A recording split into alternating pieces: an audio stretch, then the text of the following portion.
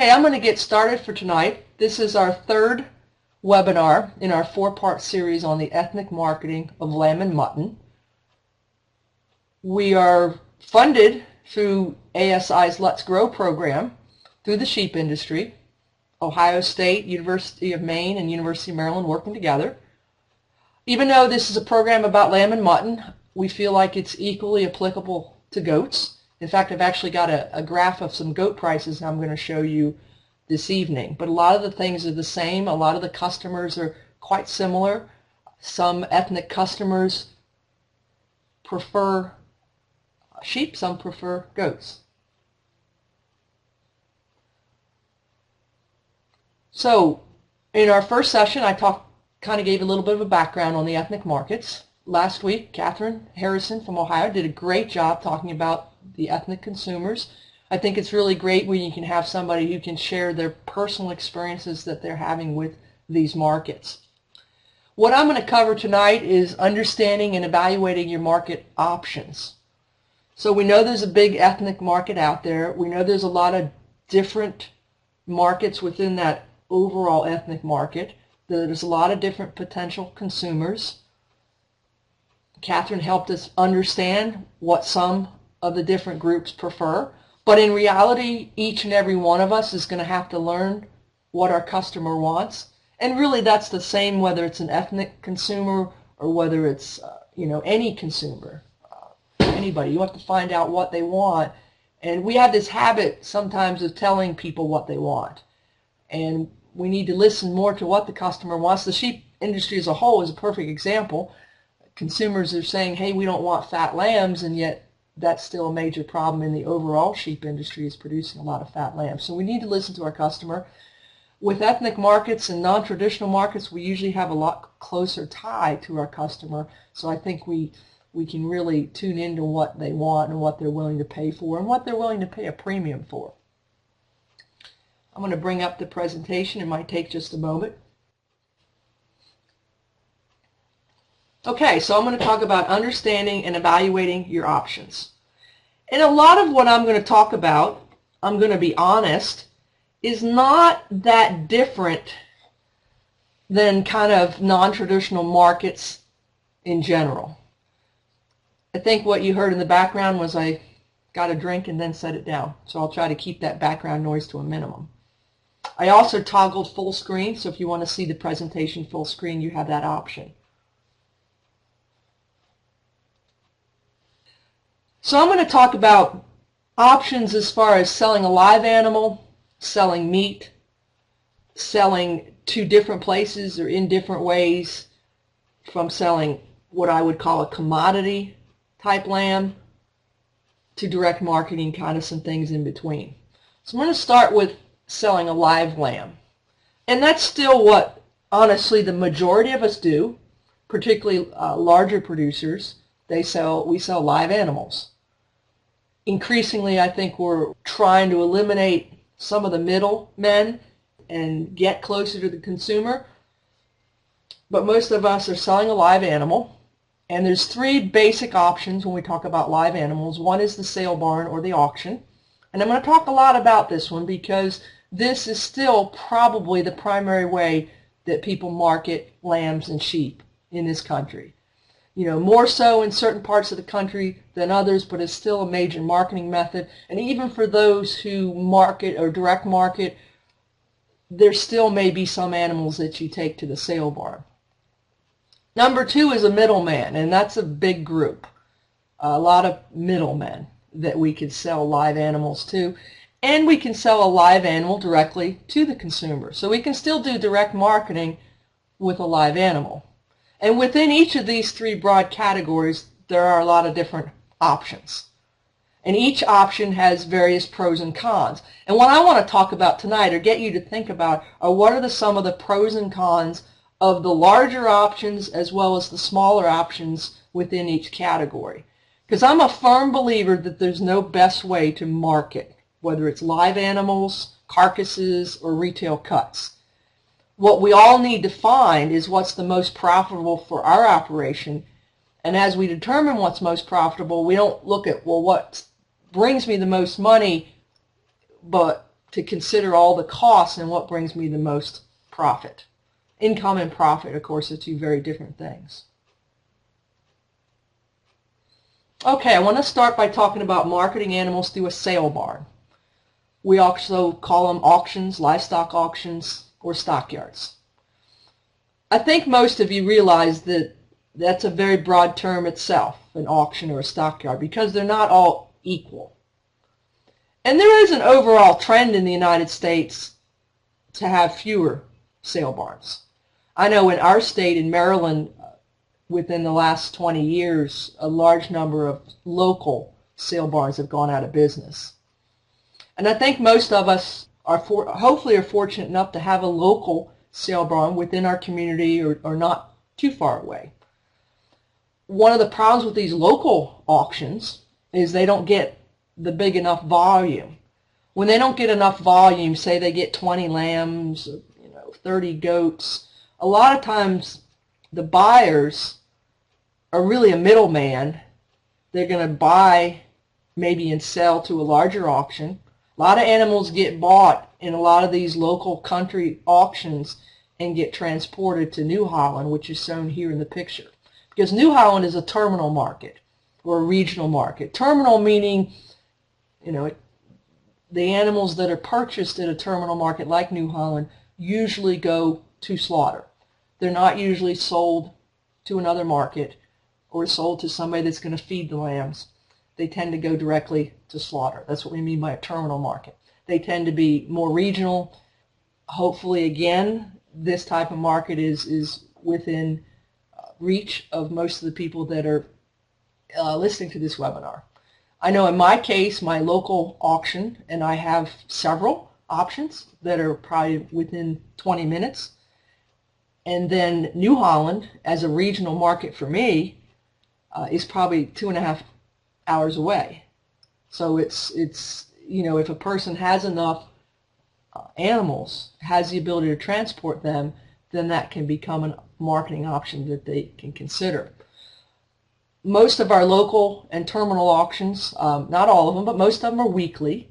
In fact, some of them are bi-weekly.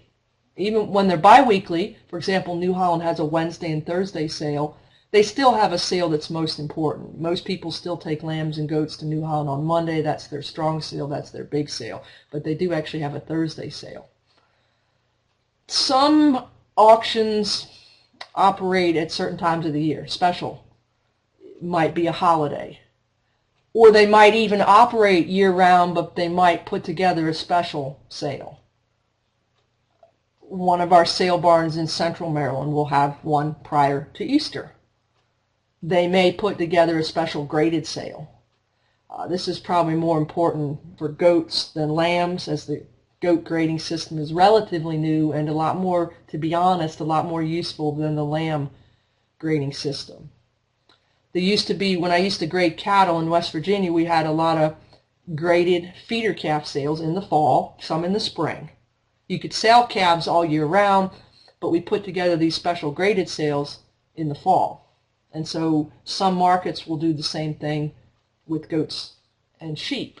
So you can have some different options from your local sale to maybe a more distant terminal market to maybe some sales put together especially to cater to the ethnic markets. There are various pros and cons to marketing livestock through a sale barn. Contrary to what a lot of people may think, there's an awful lot of advantages to marketing through a sale barn. Sale barns are still a place of price discovery. And what I mean by price discovery, it's where supply meets demand. If there's enough buyers and enough suppliers, you will arrive at a price that's, kind of what the market is, not one that's influenced because there's only one buyer. They do serve a very valuable function. And that's why I tend to talk about New Holland a lot. It is one of the biggest markets for sheep in the country, and of course it's the main one for the ethnic markets or non-traditional markets, and it sits right in the middle of a lot of that strong demand. But they get more, usually I'd say average a couple of thousand lambs and a couple of thousand goats a week, which again, provides an opportunity for price discovery. So even if you don't choose to market through New Holland, or maybe you have a similar market where you live, like say San Angelo, I know there's in some of our other states, Ohio, Michigan, there's markets that get enough volume that we do get price discovery. The whole point of an auction was really, when you think about it, was for small producers. You know, larger producer has enough clout to do some direct marketing, say to a processor or to a feeder, whereas small producers really don't. So by bringing a lot of small producers together, we can interest more buyers and hopefully get more price competition. So some of our small markets probably don't have as much price competition as you'd like to see. Occasionally there's only one buyer, but a lot of our auctions do offer price competition that we're not going to have when we sell to an order buyer or when we direct market. We're not going to have people competing for what we have to sell. So that's a good thing, price competition. Prompt guaranteed payment. You get paid that same night if you're there, or it's mailed out in a day or two. I can tell you, in the ethnic market, payment can be a problem. So a prompt guaranteed payment is a pretty important or pretty advantageous aspect of sale barns. And basically it's guaranteed through the Packers and Stockyards Act. That's what I mean by P&S. At a sale barn, the grading should be unbiased. Usually it's a USDA employee. Again, I was a grader, so I was employed by the state, and we worked with the USDA, so we graded based on the grade standards, and hopefully not because we knew so-and-so or we wanted to favor a particular buyer. Again, if you sell to an order buyer or somebody else, they have a bias. They're buying from you, so there is an advantage to having unbiased grading. There's an advantage to having the animals weighed and the fact that the scales are certified. Again, this may not be true with a lot of middlemen, so this is an advantage. Taking animals to a sale barn is relatively easy. It's very convenient.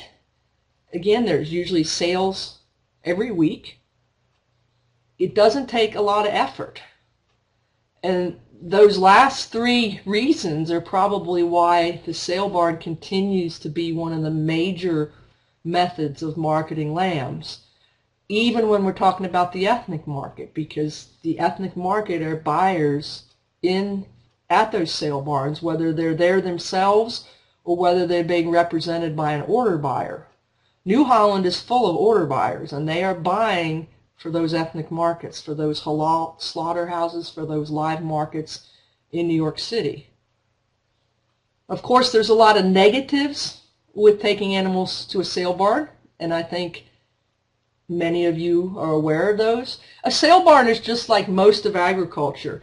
When you take animals there, you're a price taker. You get what you get. It may be good, it may be bad. You don't know. You get what you get. You don't know ahead of time. You don't know if the price is going to be high enough to cover your cost of production. You don't know if it's going to be what it's going to be. That's the negative. The prices also can be quite volatile. They can bounce around, and I'll show you graphs where they bounce around. In fact, it's interesting. I'll show this to you on some graphs, but when I had a trend line drawn to the prices, it was not that different than a flat line, which means prices aren't trending at a certain time of the year. They're just kind of bouncing around all year round. When you go to a sale barn, there are a lot of costs associated with it. Obviously, the sale barn is doing a service, so they're going to charge you a commission. They may have other fees like insurance, yardage. They may feed your animals. Those charges can be substantial. They vary by market, and you should kind of get to know what they are for different markets that are at your disposal. If they're percentages, they can be particularly high for the lighter weight lambs. Taking animals to a stockyard is probably the most stressful way to market that animal. Just the transportation can be stressful in terms of the amount of shrink or the amount of weight that the animal loses, as well as the transportation costs.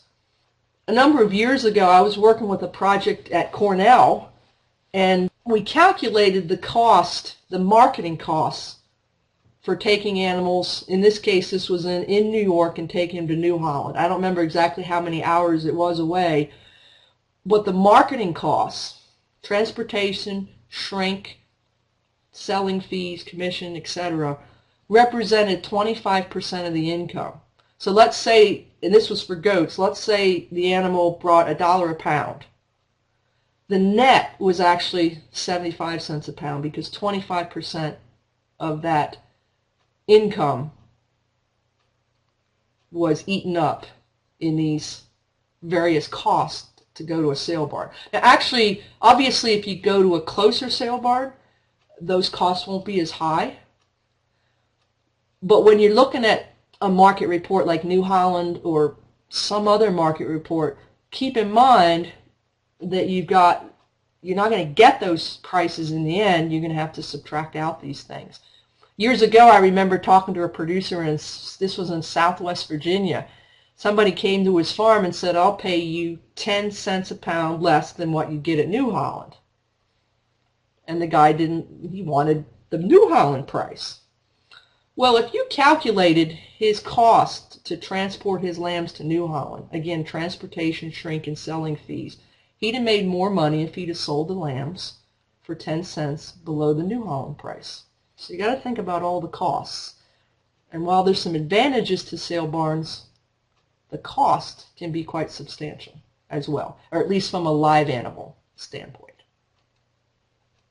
Used to do a lot of programs trying to educate producers about the ethnic market years ago, and I'm glad that we're talking about it again, because it's only growing. But he used to have a speaker, or use a speaker quite frequently. Some of you may know his name, Bob Herr. He's a producer, sheep and goat producer in Pennsylvania, located very close to New Holland, is at that sale every week, buys and sells, is an order buyer for many of these ethnic slaughterhouses and live markets. And this was kind of a list of recommendations that I kind of collected from him over the years. Kind of his recommendations, if you're going to market through a sale barn with the ethnic markets in mind, here's some of the things you want to think about. First of all, and this doesn't take a rocket scientist to understand, is we need to put livestock into these sales at least a week ahead of time. In most cases, we don't want to castrate the males unless we have to. Sometimes we have to from a management standpoint. We don't want to dock lambs unless we have to. Again, many times we should dock lambs from a management standpoint. Personal opinion, it's okay not to dock hair sheep lambs, but in most cases would dock wool lambs. Do not sell dirty animals with soiled hocks and hindquarters. That lamb's gonna hit the bottom of the market. Bob recommends shearing animals. Now, if you had an animal that was really fat or really thin, kind of at the extreme end, he didn't recommend doing that, but otherwise shearing them because they look better. Remember, a lot of these markets, they're live markets. The price you're going to get is based on what the animal looks like. So everything you can do to make that animal look good is going to help your price. Another perfect example, if you're selling hothouse lambs, suckling lambs, don't wean them and sell them. Sell them directly off their moms. Mark your animals according to how you want them sold. The sale barn will do it how they want them sold. And hopefully it's the same, but sometimes it's not. So make sure you mark them. Don't bring your animals to the sale barn at the last minute. Make sure your animals have feed and water, particularly if they're going to be there for a while. Most of our sale barns are designed for cattle. They're not designed for sheep and goats. With the exception of New Holland, a lot of them really, sheep and goats are kind of at the bottom of the totem pole, so you need to make sure they're properly taken care of. Call the market manager ahead of time. Get to know them, particularly if you're going to be bringing a lot of lambs to market. Ask him what he thinks they're worth. Ask him if it's a good time to bring them. Get to know these folks. Sit through the auctions. Get to know the buyers. Best education is to go to some of these auctions, particularly New Holland, and just sit through the auctions. Figure out what they want. You can only tell so much from a market report. Consider selling when reported prices are low, and I've got a graph to talk about that a little bit. We can talk about all the holidays in the world, but supply and demand are still a big determinant of prices. If there's 4,000 lambs at the market, the prices are going down, even if it's the end of Ramadan, or even if it's right before Ramadan. Consider breeding out of season, particularly I think for these hothouse lambs, the ones that sometimes bring really nice prices like $3 a pound. Those are at demand basically at Christmas and Orthodox Easter. Pay attention to body condition. Don't sell cull ewes that are too fat or too thin. I would like to have time, and I didn't have time in the last week or so, but I'd love to graph the cull prices, because sometimes that's an interesting market within itself. And sell to the auction that offers you the most profit, not necessarily the higher price. Your local market's going to be below, more than likely your local market's going to be below a terminal market. It's going to be below New Holland. That doesn't mean it's going to pay you to take them to New Holland or take them to a more distant market. Again, you got to look at all the costs that are involved. The farther you take the animals away, the greater the transportation, the greater the shrink, the greater your time. So you need to consider all those. On the other hand, sometimes there's such a big price differential that it's almost a no-brainer. It's one of the reasons that New Holland gets a lot of sheep and goats from many, many states away. Next thing I want to do is go through a little bit of graphs and use some New Holland prices as to see how certain things affect prices. The first is, how do the holidays affect prices of lambs? And I honestly believe, and I've seen graphs I have a graph that'll pretty much support it. Lamb is the meat for religion. It is influenced more in price than, say, goats. Goats are eaten more year-round. A lot of lamb is keyed around the holidays. So this is I chose to use about 70-pound lambs, 60 to 80-pound lamb. I tried to find ones that were weighing about 70 pounds and writing their prices down and graphing them.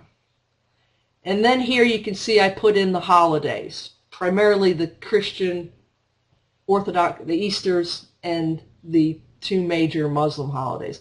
Obviously, there's a lot of other holidays, and we're a little too early for Christmas to influence that, but as you can see, prices are going up.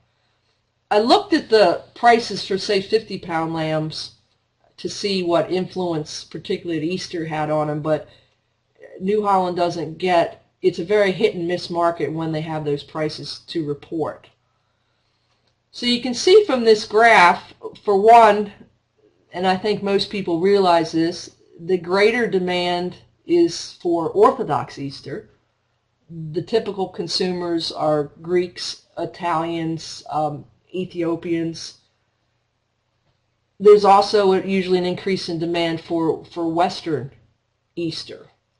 But those were not the highest prices of the year for these. Again, I chose 70-pound lambs. Not sure how different it would be if I chose 100-pound lambs or chose 50-pound lambs.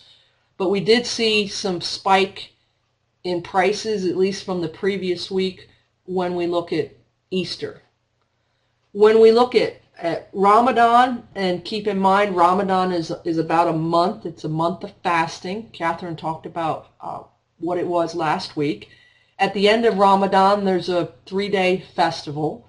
So during Ramadan, they have meals in the evenings after dark, and then they have the festival at the end of Ramadan.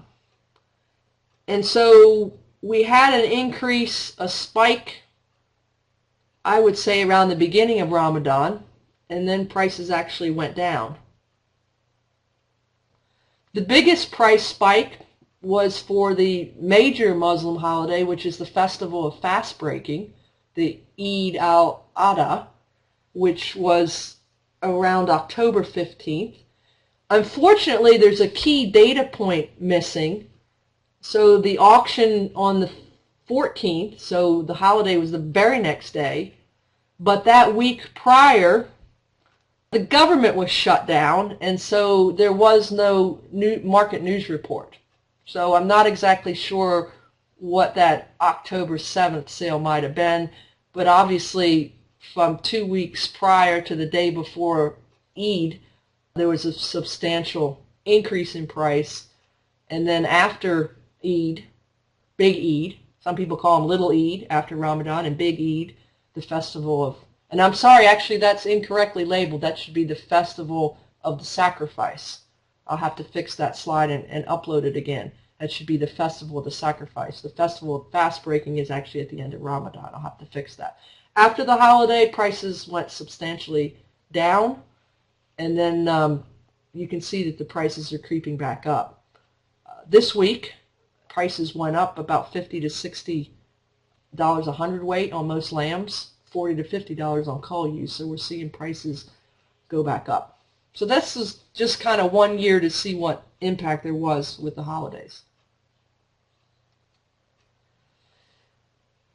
Supply and demand is still the primary determinant of prices. What I have here in this crazy graph is the number of sheep, this is sheep and lambs, that went through New Holland from the beginning of January basically to this week.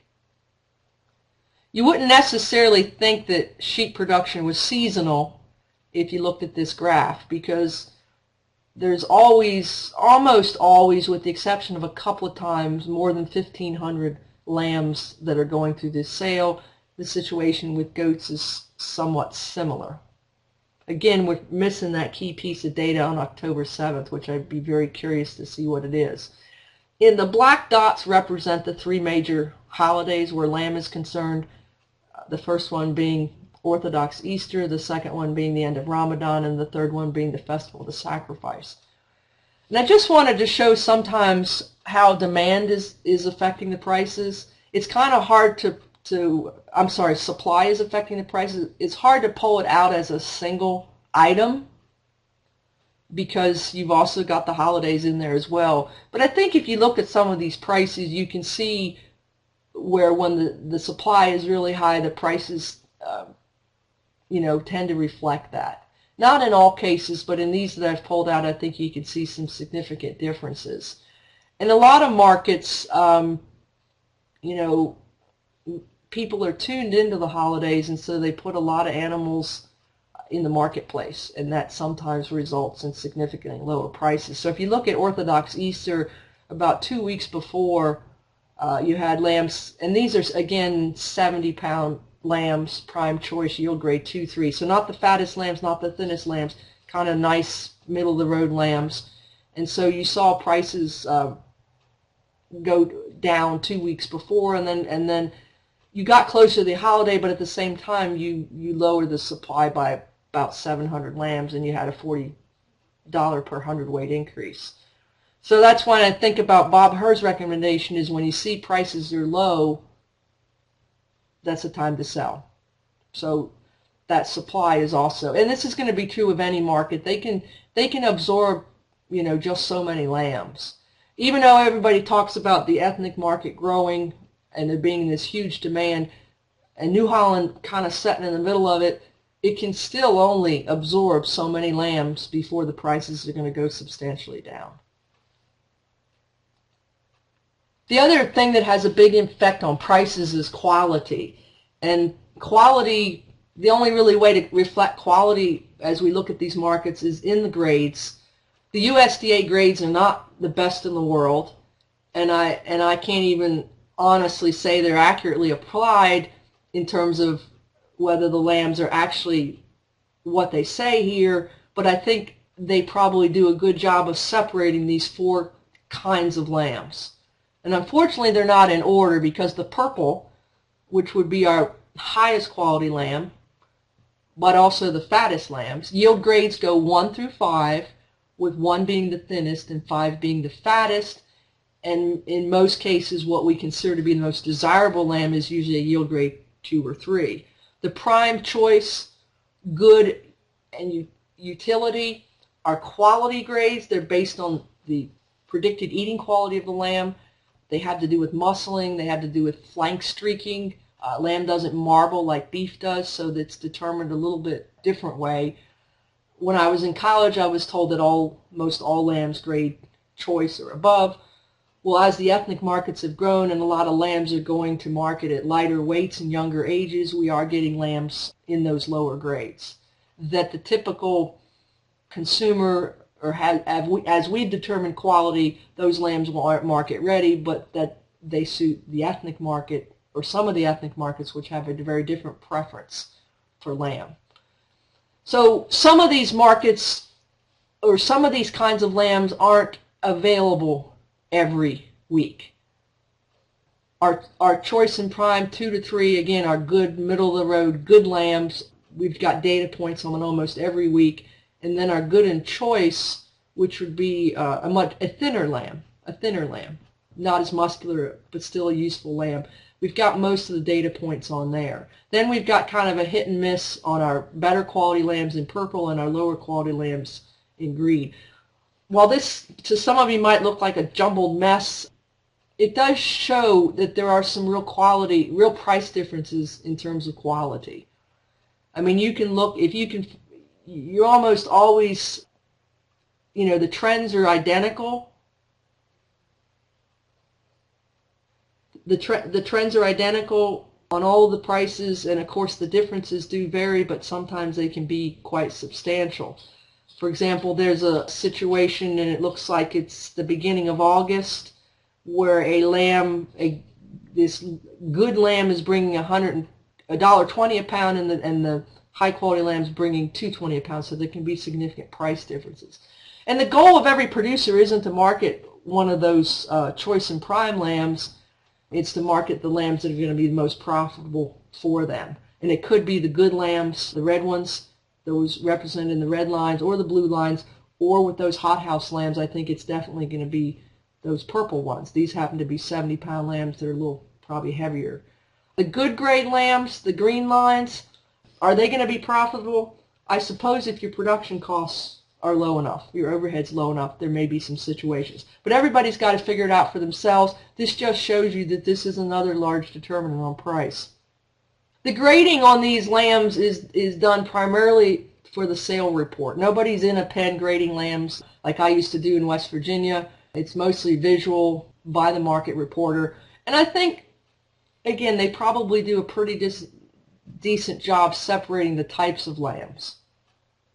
It's a lot easier to see on goat prices. The goat grading system is relatively new. It really just separates goats according to muscle type, with 1 being superior, 2 being average, and 3 being inferior. It's not supposed to have anything to do with fat, but the reality is a 1 goat is fatter than a 2 goat and fatter than a 3. But basically you're going to have a higher yielding goat in those blue. But you can really see the differences here. These prices are reported consistently every week in all 3 grades. So you can see that there can be, again, substantial differences between these quality animals. Again, the grading's probably done from the stands, and it's separating the 3. What does this mean to a consumer? Well, these are probably a reflection more of what the packer wants, the processor wants. And if he buys a better quality lamb or goat, he's going to get a better yield of meat. You, to some degree, think, well, the packer's not going to pay more money for a lamb or goat that's not desired by the consumer. And I personally think in the ethnic markets that's mostly true.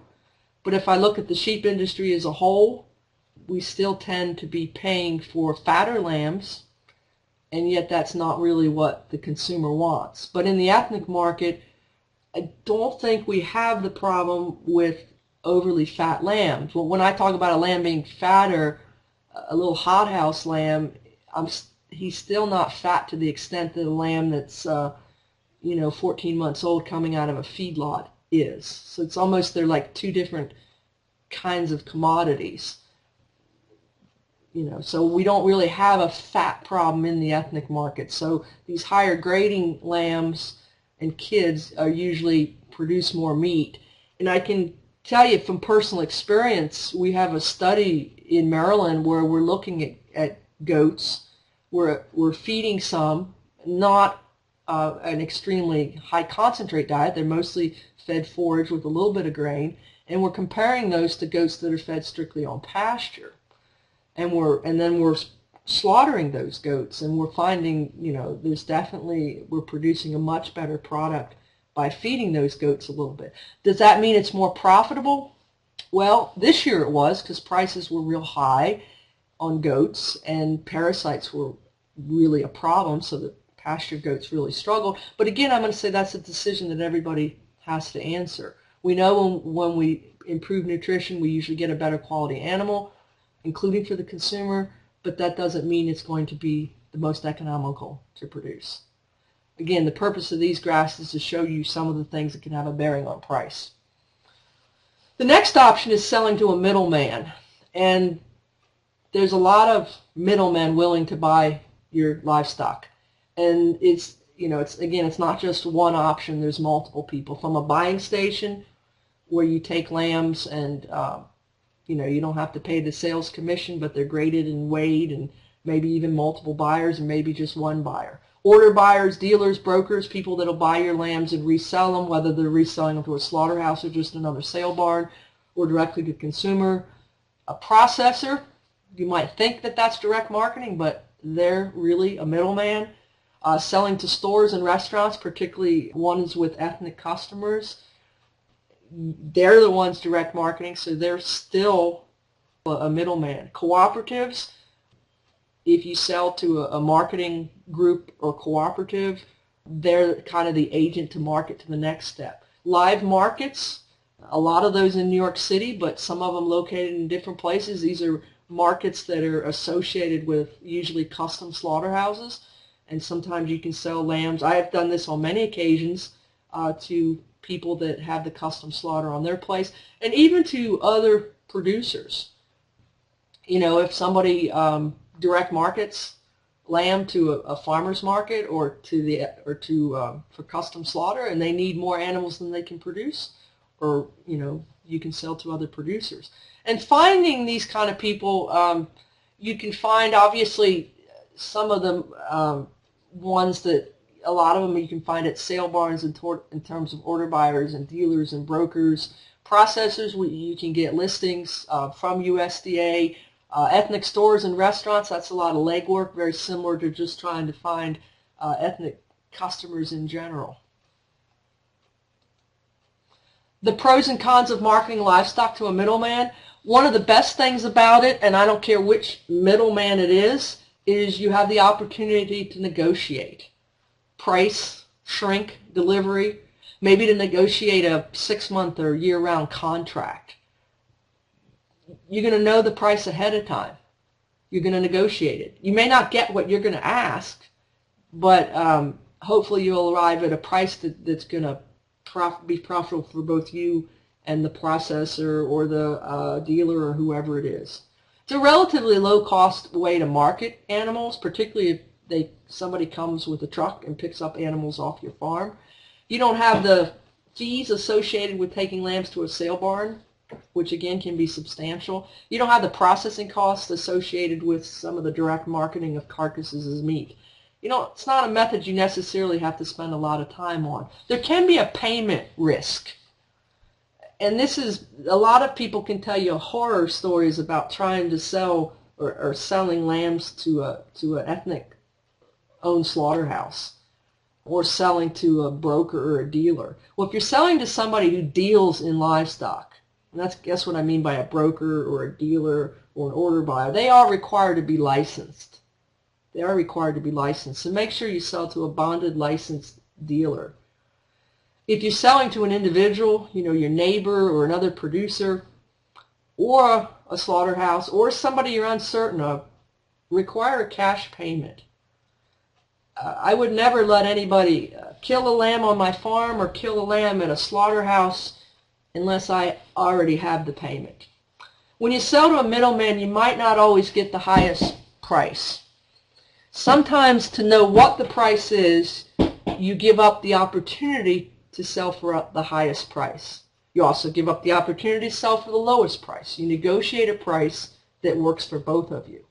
And it has to work for both of you, because the middleman needs to make a profit. I realize sometimes they want to make too much profit. I think in the goat business they make most of the profits. But if producers are informed and they know what their animals are worth, again, use the sale barns to at least give you an idea of what your animals are worth. Know how to grade animals. Know what the value of your animals worth. Make sure you have a scale. Okay? and you'll be able, hopefully, to negotiate a price that works for you. If they're not offering you enough, then go somewhere else. But don't give up a good price like that farmer did in Virginia, 10 cents below the New Holland market. Don't give up when there are good opportunities. Don't try to get the highest price, try to get the best net price.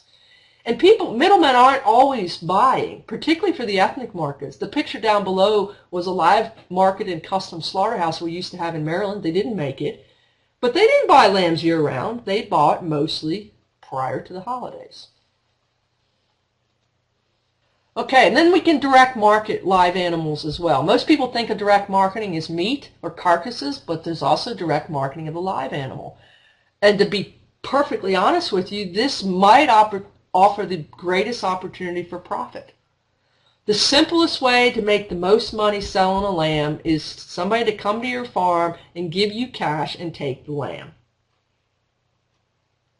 You know, you're negotiating, you're choosing the price, they're agreeing to the price. Now, direct marketing a live animal might involve facilitating the slaughter, taking it to a custom slaughterhouse or a state or USDA inspected slaughterhouse, or maybe even a mobile slaughter. I think that mobile slaughter has a lot of potential for the ethnic market. The only problem is everybody needs the mobile slaughter unit at the same time. Another option, of course, is on-farm slaughter, but only where that's legal, and I believe that's probably only going to be legal in a few states. Fortunately, mine is one of them. So what are the pros and cons of selling a live animal direct? You set your own price. It doesn't get any better than that. If they're willing to pay that price, again, I think you have the greatest opportunity for profit selling a live animal. No selling fees, the ones associated with taking them to a sale barn, no processing costs that are associated with selling meat, the least amount of stress to the animal, and from your standpoint can be quite low labor or time required. The negatives, again, payment risk. Ask for cash. If you're dealing directly with ethnic customers and selling a live animal, there can be language and cultural barriers.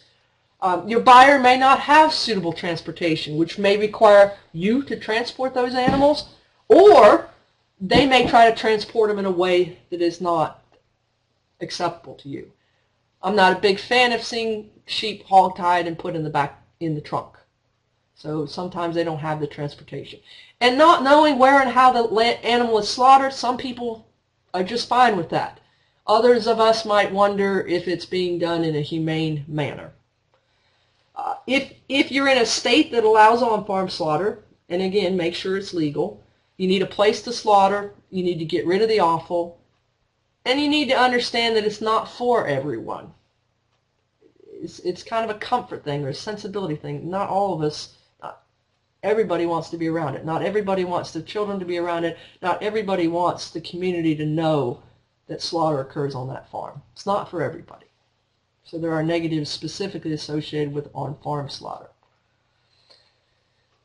What about direct marketing carcasses or meat to the ethnic markets? They're the same options as we have for all of our non-traditional markets, all of our direct markets. Farm stores, farmers markets, CSA, internet sales, restaurants, stores, and ethnic events or festivals. I know a goat producer that operates in Virginia that sells all of his goat meat by setting up a food booth at these ethnic, not all ethnic, but a lot of big events and festivals in the state, and that's how he markets his meat. So basically the same options, and I guess the only difference is with these respective options you're probably trying to target the ethnic customer. When you talk about direct marketing meat, similar to the live animal, you're setting your own price and you're incurring none of the costs that are associated with a live animal. You're eliminating most of the middlemen. And to me, some of the best aspects are it's the opportunity to sell your own branded product, your product from your farm raised in this manner. And we all know, and Catherine indicated last week as well, the demand for local meat is growing. There's a lot of buzzwords in agriculture: grass-fed, natural, humanely raised. Personal opinion, local is the concept that's got the most marketability. We don't even know what some of the other ones are. Actually, we don't always know what local is either, but I think that by marketing meat, you can really capitalize on this trend. you have direct interaction with customers, which is part of the problem with the sheep industry from a commodity level, from the feedlot level, is the packers are pretty much in charge and deciding what they're willing to pay the most money for, and it's not necessarily in sync with what the consumer wants. Well, if you're selling meat, you're not going to be very successful if you're not selling what your customer wants. Of course, the negative aspects of meat marketing is it's very regulated. Local, state, and federal regulations control the sale of meat and meat products.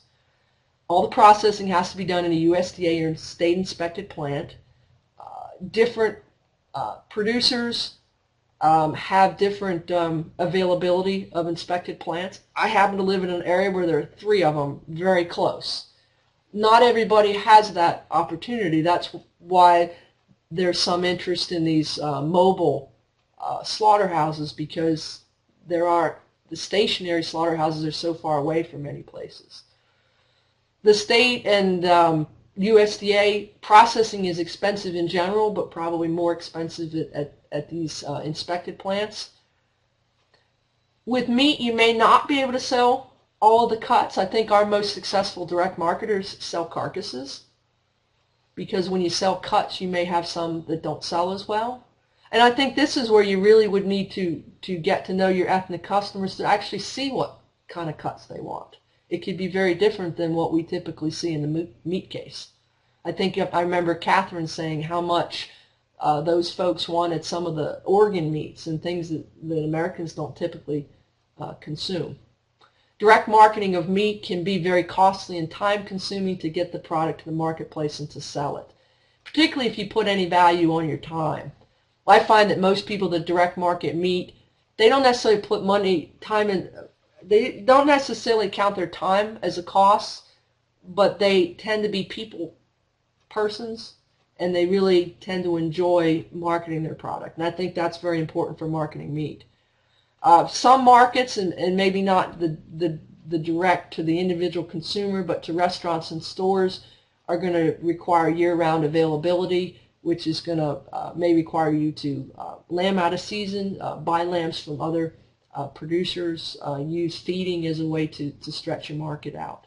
We have a producer here in my county that very successfully markets lambs to a restaurant, but he does lamb different times of the year, but he just can't quite supply what they need on a weekly basis, so he will buy in some lambs.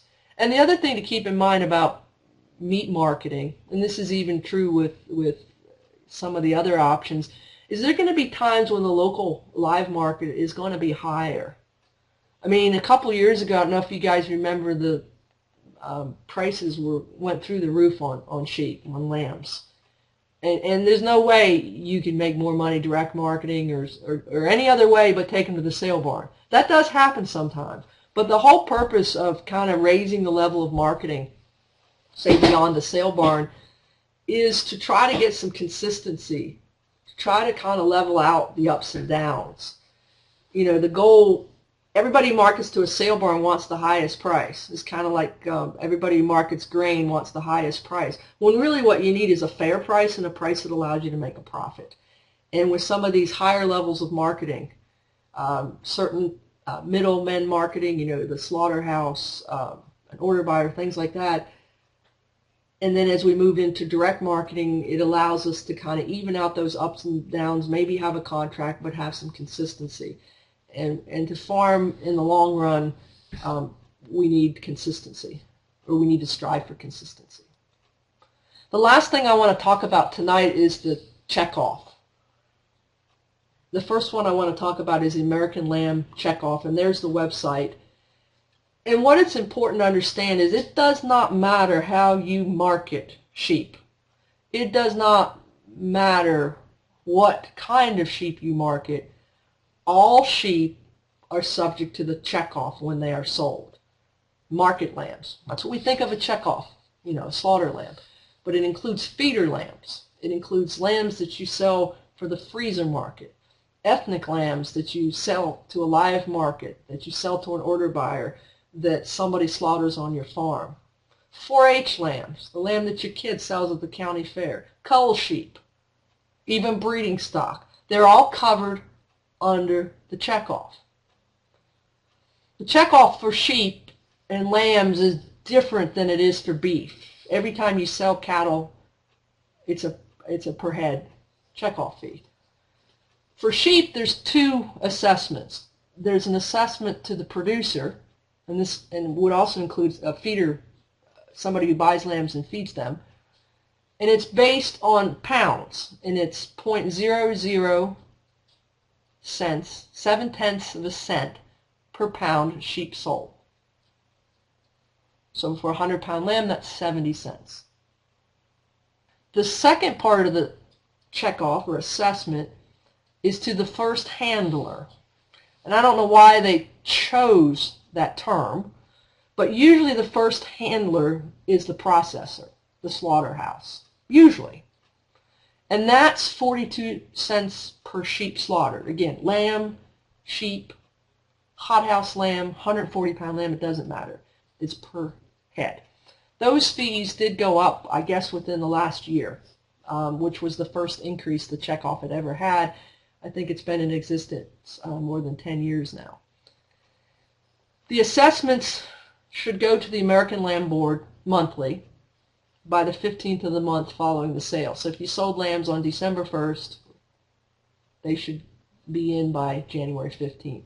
The funds that are collected fund the activities of the American Lamb Board, which is promotion, education, information, and communication.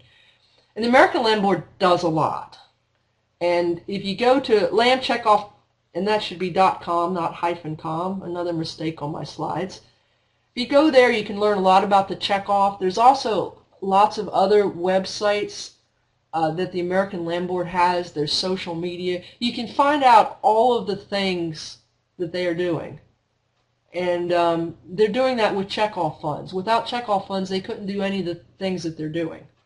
And so take some time and familiarize yourself with what the American Lamb Board does. So how does the checkoff work?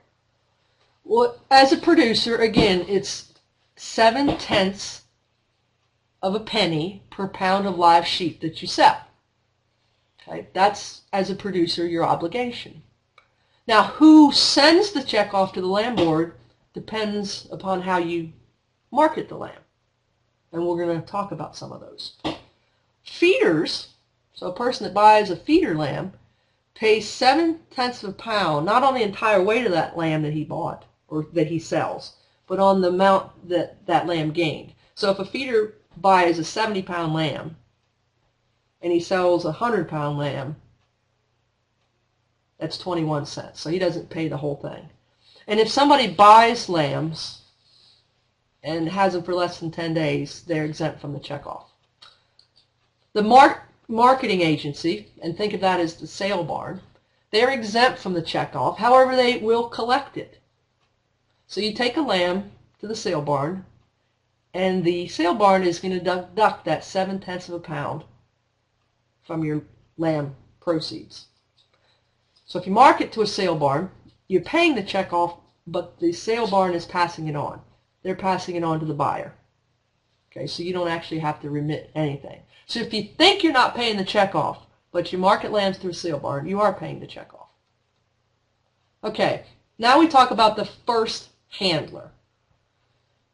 So the producer portion of the checkoff has been passed on to the first handler, and think of this as the processor, by the marketing agency, the sale barn.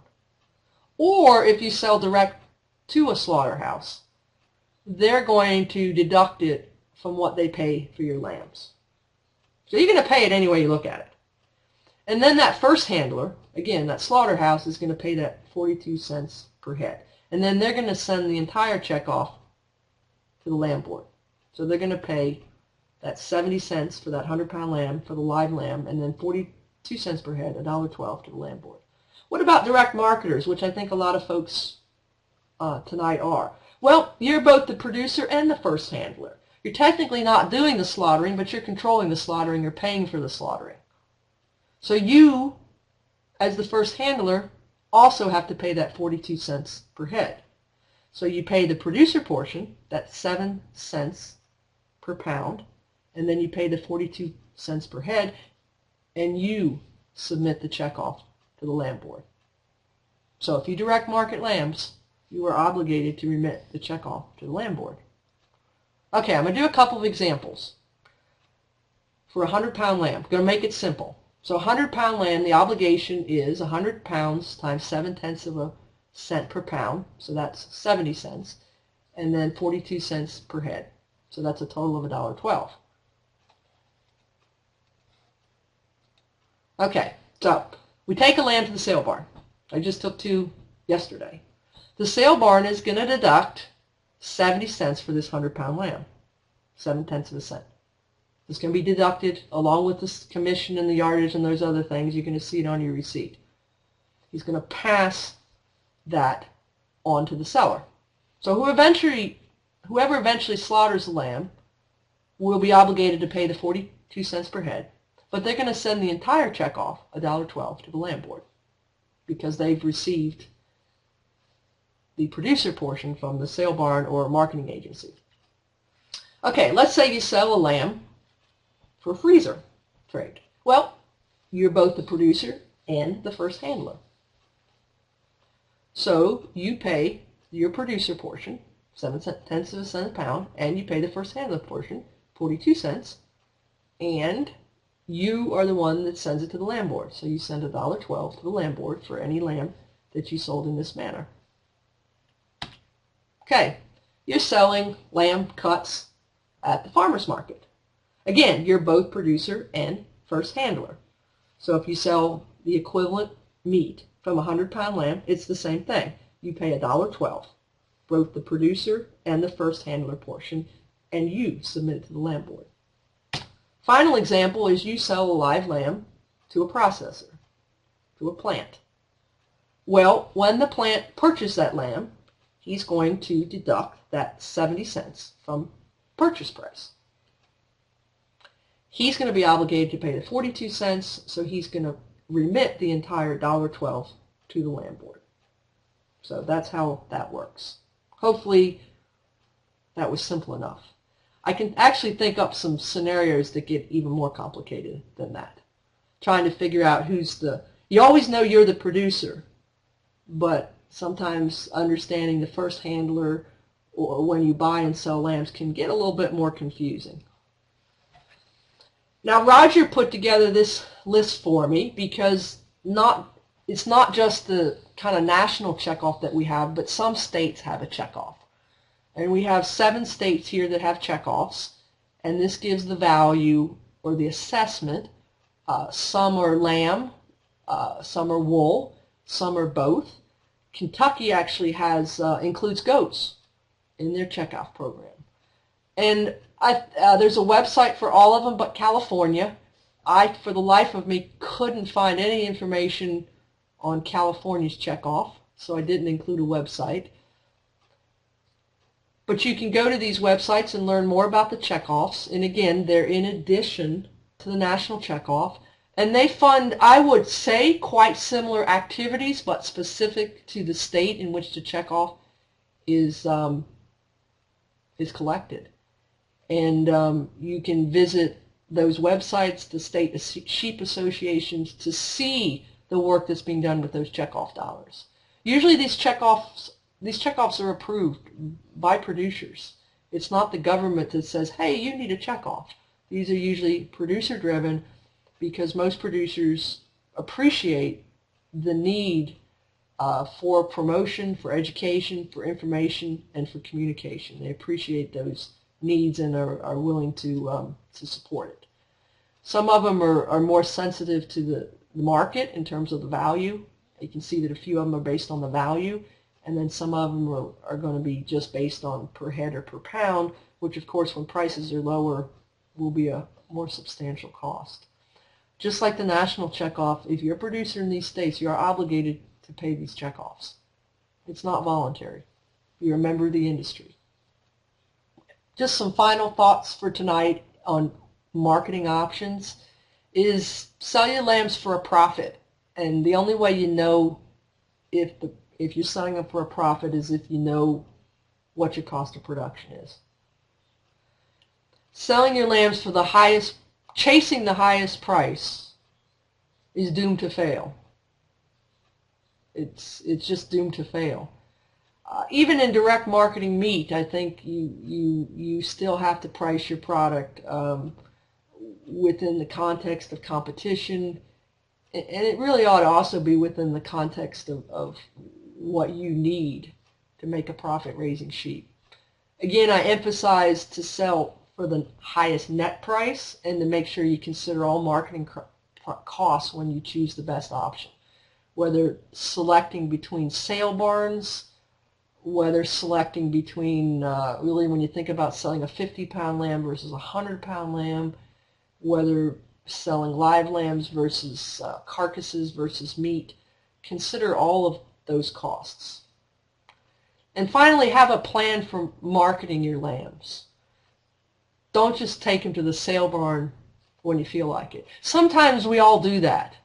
And sometimes we need to do some of our marketing out of convenience. But to be successful in the sheep and goat industry and to be in it for the long haul, you really need to have a marketing plan. It needs to be very closely tied to your production plan. Which brings us to our final webinar next week.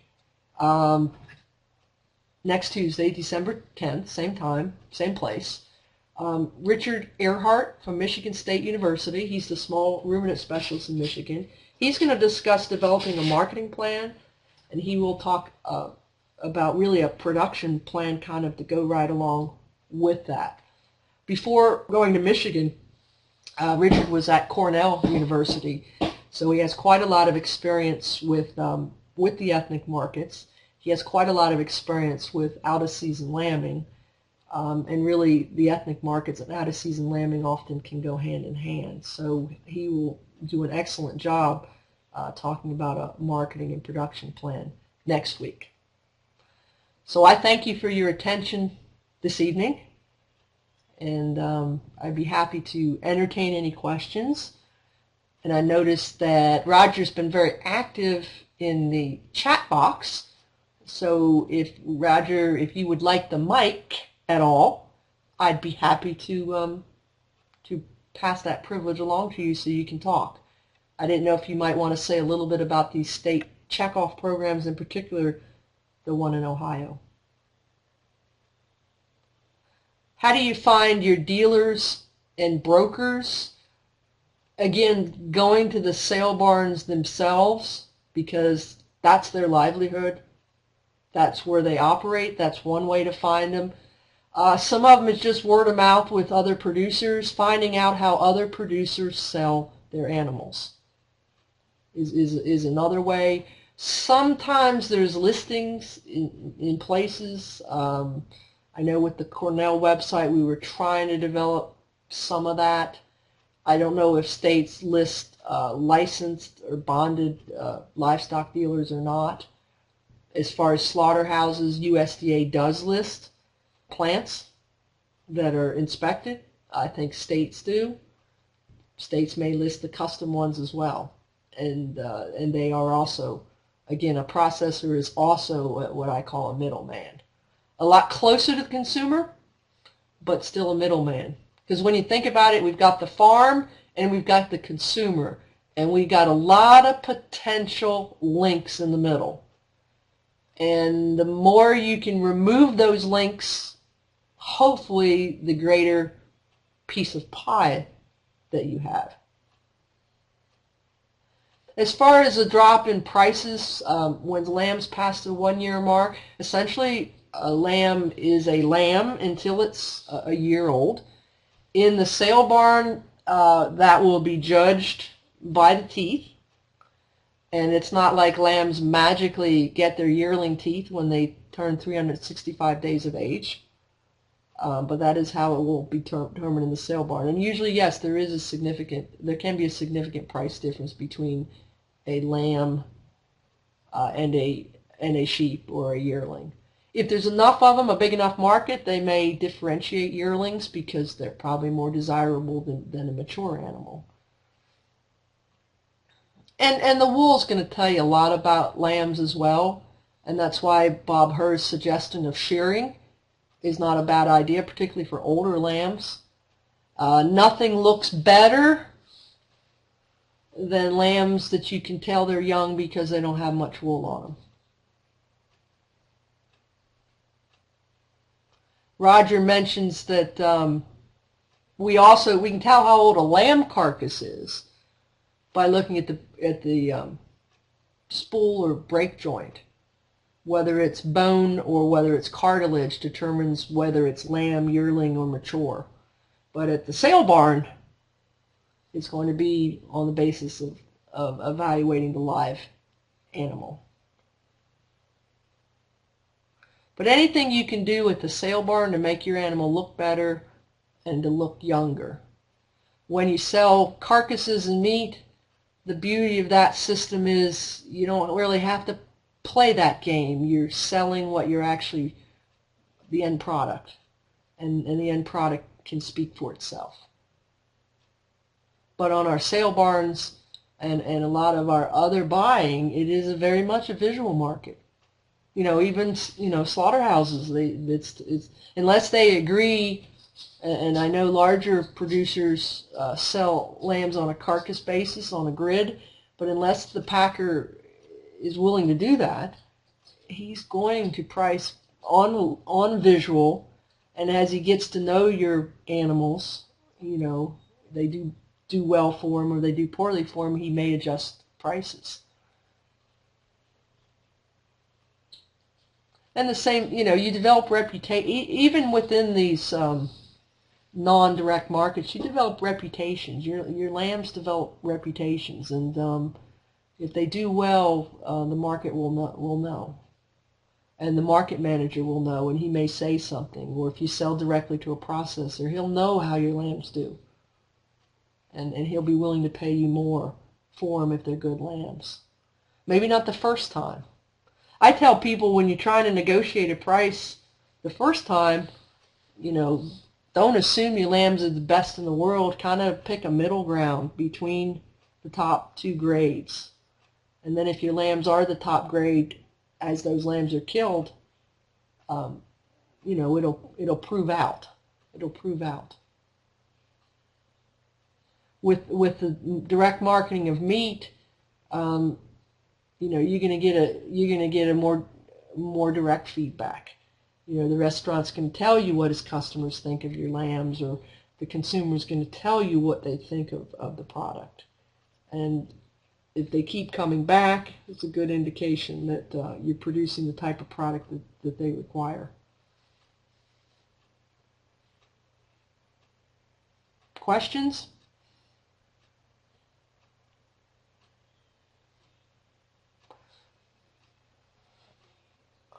I'm going to check to see if our friend, I don't see Dick Brzezowski there tonight. I was going to ask him to make a comment about the homework assignments, which are still on that web page. I'm going to put that original web page back, or original slide back up. We're not collecting homework assignments. We just think it'd be good for you to look them over and put some of the stuff in writing. I know one of the homework assignments for the final class is to put together a marketing plan. And that is one thing I would suggest that you do. And again, I don't really think you can separate production from marketing. Just kind of it's a production and marketing plan, because for the ethnic markets, sometimes it's going to require some changes in production, in when you lamb, how you feed, the breeds that you have to choose from. And one of the things that Richard's going to talk about next week also is breeds or breed types. I'll just kind of mention, I raise hair sheep. And one of the things I find interesting about the New Holland sales report is that they separate out hair sheep lambs. And sometimes hair sheep bring more than the non-hair sheep lambs in the same weight and grade category. But the one place they never do, never, I said never, is in what I call the hothouse lamb, that 40-pound lamb, that 50-pound lamb, that milk-fed, choice prime, yield grade 3 to 4 lamb. Hair sheep do not fit Now, I could see where purebred Dorpers might, particularly if you dock them. I think they just look like Dorsets a lot of cases, but they don't really fit. Nor is a big Suffolk lamb or Rambouillet lamb going to fit that hothouse market. That hothouse market is very specific. It's the highest quality market for lambs that we have, and some producers are very successful in targeting that market. When I get beyond that high value hothouse market, I think most breeds, most conventional breeds, can work pretty well. A 60 to 100-pound lamb, a lot of different breeds can fit that. And of course, there's so much variation within a breed. So probably when I get away from that hothouse market, I think the traits we need to look for in sheep are probably more the performance and reproductive traits. And of course, that's pretty important for the hothouse lambs too, because you're going to be wanting, in some cases, to produce those out of season. So while it's important what the lambs look like and what the breeds look like, picking the breeds that are going to perform well to be able to market lambs at these times of the year, at multiple times of the year, it's going to be very important to have breed types that will get the job done. But you'll learn real quickly what breeds or breed types fit those respective markets.